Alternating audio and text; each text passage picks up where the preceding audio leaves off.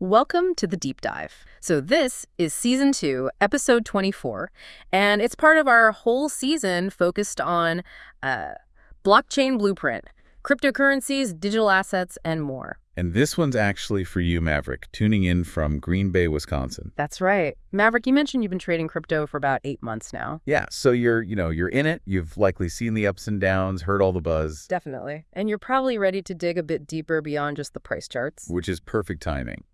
Today, we're drawing on some really insightful material from Katie St. Ors. Right. She's a digital asset tax specialist, which is a super relevant perspective here. Absolutely. And she was also the producer for this deep dive, so her insights really shaped this. So Katie's material points out that while Bitcoin gets a lot of the headlines, we really need to understand Ethereum, and not just Ether, the currency, or ETH. Right. It's framed very differently, more like, a decentralized, programmable platform. Okay, programmable platform. That sounds like a big leap from just digital cash. How did that even start? Well, the source traces it back to Vitalik Buterin, programmer, starting around 2013, with a launch in 2015. Okay. And the core idea was really to go beyond simple payments, to build a network that could actually support, decentralized applications, dApps, as we call them now. Gotcha, dApps.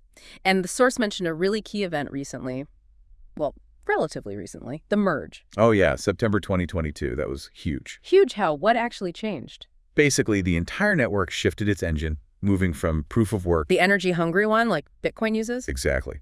To proof of stake, which is way less energy intensive. Right. But it also fundamentally changed how the network stays secure and how new ETH gets created. It was a massive technical lift. Wow. Okay, so if it's this programmable platform, this sort of global computer, how do you actually program it? What are the building blocks? That's where smart contracts come in. Think of them maybe like bits of code that act like automatic agreements. Automatic agreements. Yeah, they live on the blockchain. When certain conditions are met, boom, they execute exactly as written. No need for a middleman. It's all transparent and, pretty much tamper-proof. Okay, code is agreement. And where does this code run? Does it run everywhere? That's the job of the Ethereum virtual machine, the EVM. It's like the operating system for the network. Ah, okay. Yeah, sort of a global decentralized computer where every node runs the same EVM code. That ensures every smart contract executes the same way for everyone, securely. Developers write their dApp code for the EVM. So ETH, the currency, plays a role here beyond just value. Absolutely. ETH is essentially the fuel. It's what you pay in gas fees. Gas, like for a car. Kinda, yeah. Right. Any action on the network, like sending ETH or using a dApp, costs a bit of gas paid in ETH.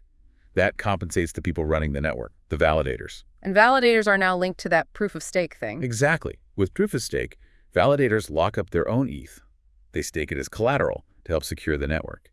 And they earn more ETH as a reward for doing that job correctly. The source mentions staking as a way to earn yield, but flags some risks too, right? Not just price drops. Oh, for sure. There's slashing risk. Like if a validator messes up, they can lose some of their staked ETH. And your ETH can be locked up for a while, so it's not always liquid. Important details if you're actively trading, like you are, Maverick. Right. So smart contracts, EVM. Yeah. What kind of things are actually built on Ethereum? What are the big use cases? Well, DeFi is a huge one. Decentralized finance. Okay, tell me more. It's basically trying to rebuild traditional financial services like lending, borrowing, trading, but using those smart contracts on the blockchain. No banks, no brokers needed, in theory. Cutting out the middleman again. Pretty much. Yeah. The source, coming from that financial angle, notes it's evolving incredibly fast. Huge potential, but also, very different risks than traditional banking. Trade in your boring job for a brilliant career using Adobe Creative Cloud. Start learning now with the free trial link in the description. And then there are NFTs, right? Non-Fungible tokens. Those blew up on Ethereum. They really did. Yeah. Ethereum standards like ERC 721 basically kicked off the whole NFT craze. They allow for provable ownership of unique digital things, art, collectibles, game items. The source also touches on DAOs, decentralized autonomous organizations. These are like groups run by code and community votes, plus potential in supply chains, digital ID, gaming. Yeah. That's really a foundation layer. So bringing it back to you, Maverick, someone who's in the market, trading, Katie's material definitely views ETH as a major asset, but also, speculative and volatile. Yeah. Yeah, no sugarcoating that. Its price gets pushed around by a lot of things. Like what? Well, how much are people actually using the platform and its dApps? That's adoption. Then there are tech upgrades like future plans to make it faster and cheaper, scalability stuff. Market sentiment too, I imagine, just the general mood. Oh, absolutely. That drives a lot of the short-term swings you probably felt. Yeah. And then there's regulation, always a big question mark. And of course, competition from other blockchains trying to do similar things. Okay, so given all that complexity, what's the core advice for you, Maverick, coming from Katie St. Orr's perspective? Number one is education. Really understand the tech, understand the specific risks involved. Don't just chase hype. Makes sense. Then assess your own risk tolerance. Like, honestly, figure out how much you could afford to lose if things went south. Consider diversification. Don't put all your eggs in one crypto basket. And the big one, coming from a tax specialist. Yes, you have to get your head around the tax implications. This is critical. Trading crypto, even swapping one for another, can trigger a taxable event. So you need records, good records. Meticulous records. It's not optional. It's essential.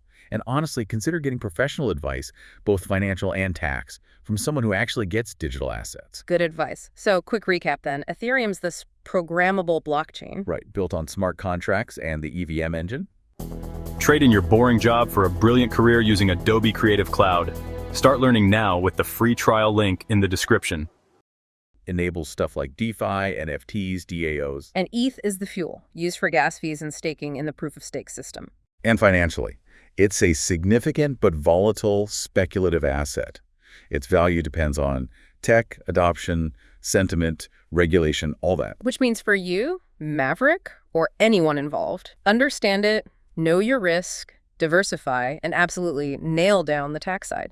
Absolutely. Thanks for joining us for this deep dive. It's been a pleasure. We'll see you next time. See you later. Okay, great. That's a wrap.